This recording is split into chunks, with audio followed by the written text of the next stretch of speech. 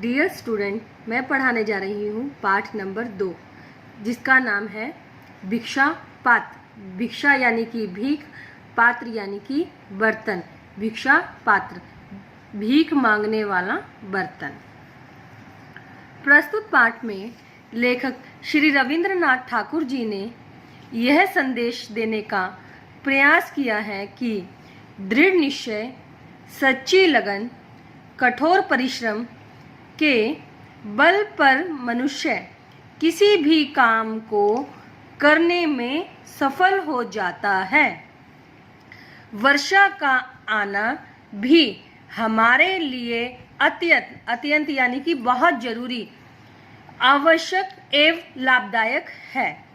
पिछले 2-3 वर्षों से वर्षा पर्याप्त यानी कि पूरे रूप से नहीं हुई थी और इस वर्ष तो एक वर्षा की बूंद के लिए सब तरस रहे थे।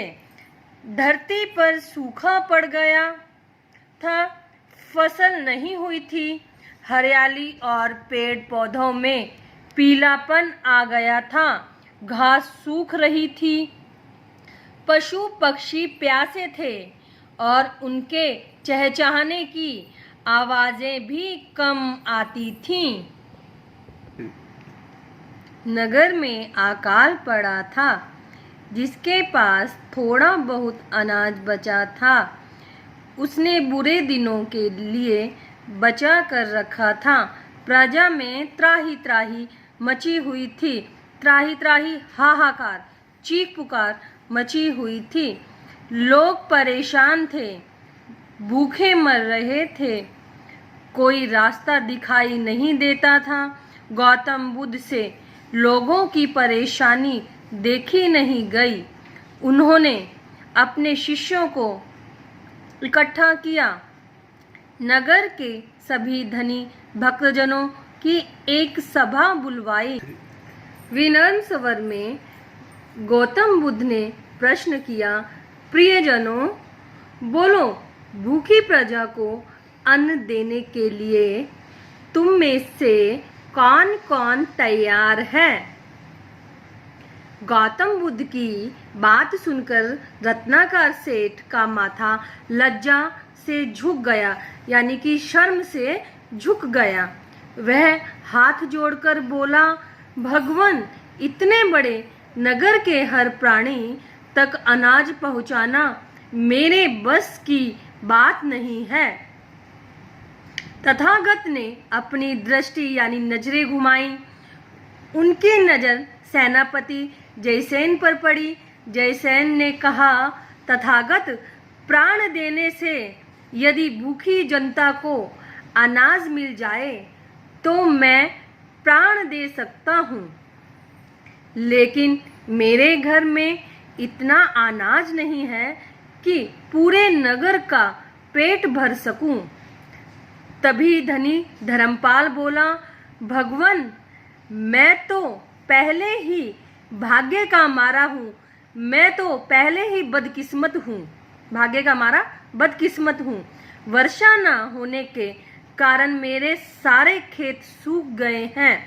जो थोड़ा अनाज बचा है उससे अपने परिवार का भी आधा ही पेट भर पाता हूँ।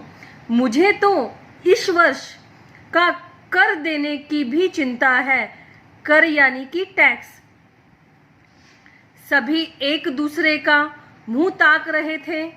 तभी भीड़ में से अचानक एक युवती सामने आई।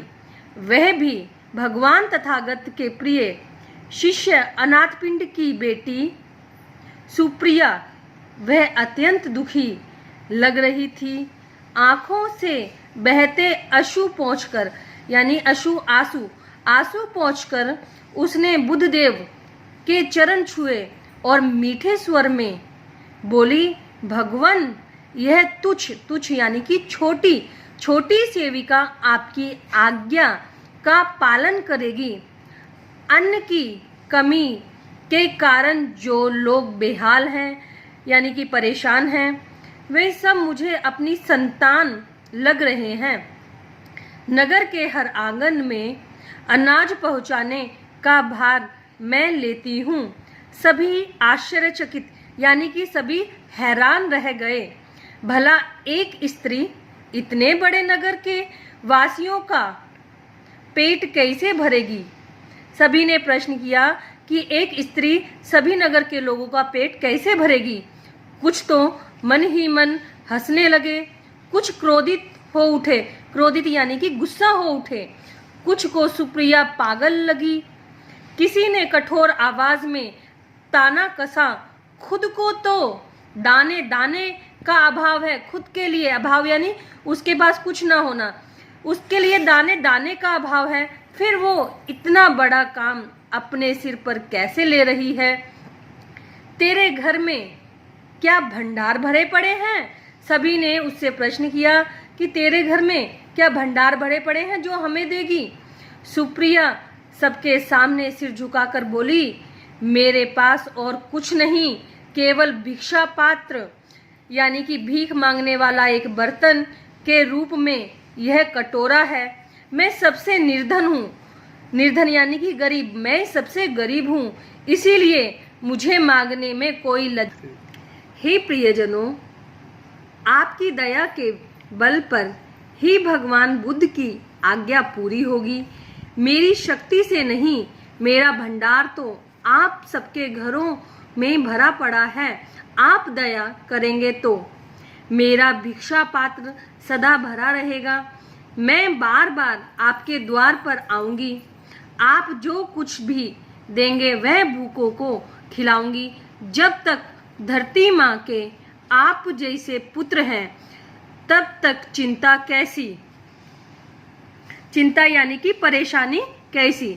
महात्मा बुद्ध ने मधुर मुस्कान के साथ आशीर्वाद देकर उसे उठाया और बोले, तथास्तु, तुम्हारा निश्चय पूरा हो, तुम्हारा कल्याण हो, जो तुम चाहती हो वो तुम्हारा निश्चय पूरा हो।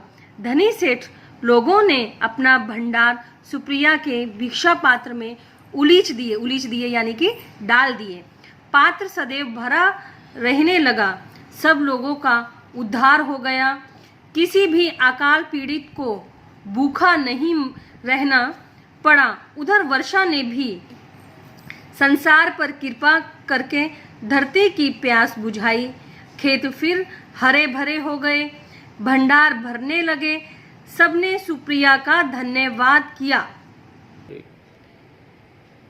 इस पाठ से हमें यह शिक्षा प्राप्त होती है कि हम अपने मन में किसी भी कार्य को पूरा करने की ठान लेते हैं तो उस कार्य में हमें हमेशा सफलता प्राप्त होती है।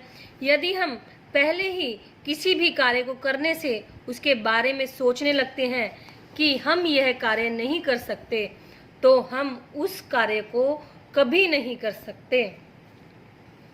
तो हमें अपने मन में सकारात्मक सोच रखकर ही कार्य पूरा करना चाहिए और हमें हमेशा कठोर परिश्रम करना चाहिए। और यदि हम सच्ची लगन से अपना कार्य पूरा करेंगे तो निश्चय रूप से ही हमारा कार्य पूरा हो जाएगा।